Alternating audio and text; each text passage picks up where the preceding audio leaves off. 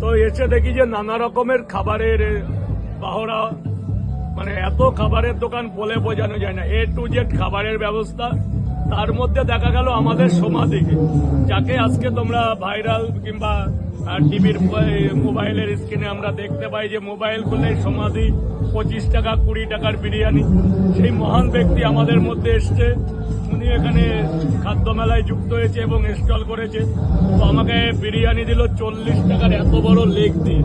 এই যে আমি হাত দিলাম, এই যে এত বড় লেগ, একদম সফট মাংস একদম। তার মধ্যে রাইসটা কিন্তু খুব সুন্দর।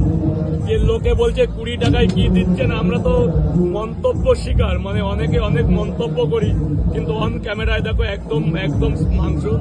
এই লেগটা একদম খুলে যাচ্ছে।